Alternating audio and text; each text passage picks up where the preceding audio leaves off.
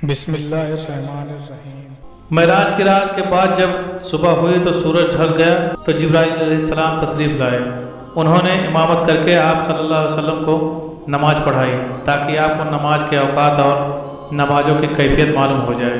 معراج سے پہلے آپ صلی اللہ علیہ وسلم صبح شام دونوں وقت نماز ادا کرتے تھے اور رات میں قیام کرتے تھے، لہٰذا آپ صلی اللہ علیہ وسلم 5 فرض نمازوں کی کیفیت اس وقت تک معلوم نہیں تھی۔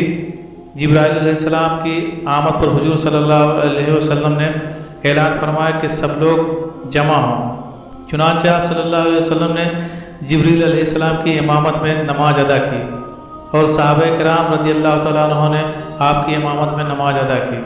یہ جوہر کی نماز تھی تو اسی روز اس کا نام جوہر رکھا گیا، اس لیے کہ یہ پہلی نماز تھی جس کی کیفیت ظاہر کی گئی تھی۔ چنانچہ دوپہر کو عربی میں جہیرہ کہتے ہیں، اسی لیے یہ بھی ہو سکتا ہے کہ یہ نماز اس بنیاد پر رکھا گیا ہو کیونکہ یہ نماز دوپہر کو پڑھی جاتی ہے۔ اس نماز میں آپ نے 4 رکعت پڑھائی اور قرآن کریم آواز سے نہیں پڑھا۔ اسی طرح عصر کا وقت ہوا تو عصر کی نماز ادا کی، سورج غروب ہوا تو مغرب کی نماز پڑھائی گئی۔ یہ 3 رکعت کی نماز تھی، اس میں پہلے 2 رکعت میں آواز سے قرات کی گئی، آخری رکعت میں قرات بلند آواز سے نہیں کی گئی۔ اس نماز میں بھی جوہر اور عصر کی طرح حضرت جبریل علیہ السلام آگے تھے اور حضور صلی اللہ علیہ وسلم ان کی امامت میں نماز ادا کر رہے تھے اور صحابہ کرام نبی کریم صلی اللہ علیہ وسلم کی امامت میں نماز ادا کر رہے تھے۔ اس کا مطلب حضور صلی اللہ علیہ وسلم اس وقت مقتدی بھی تھے اور امام بھی۔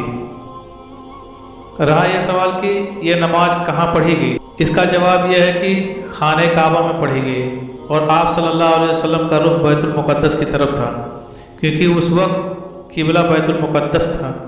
حضور صلی اللہ علیہ وسلم جب تک مکہ معظمہ میں رہے اسی سمت منہ کر کے نماز ادا کرتے رہے۔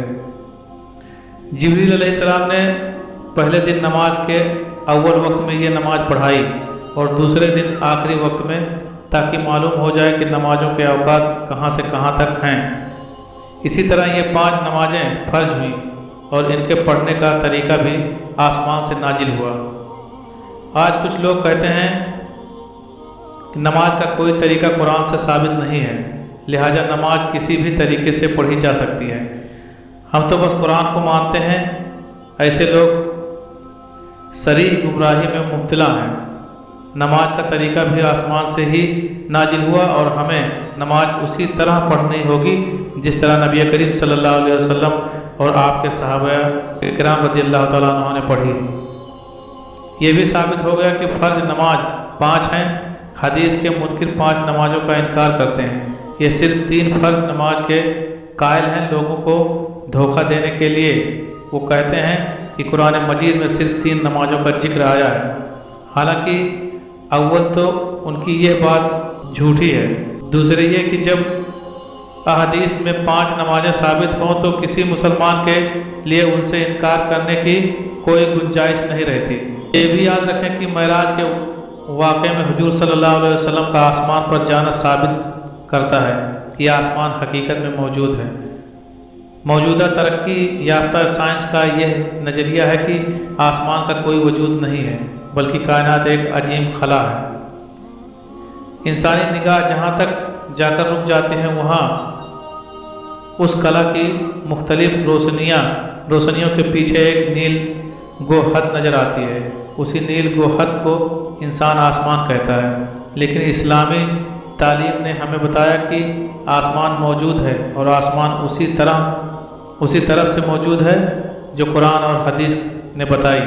قرآن مجید کی بہت سی آیتیں میں آسمان کا ذکر ہے، بعض آیتوں میں 7 آسمان کا ذکر ہے، جن سے معلوم ہوتا ہے کہ آسمان ایک اٹل حقیقت ہے، نہ کہ نظر کا دھوکہ۔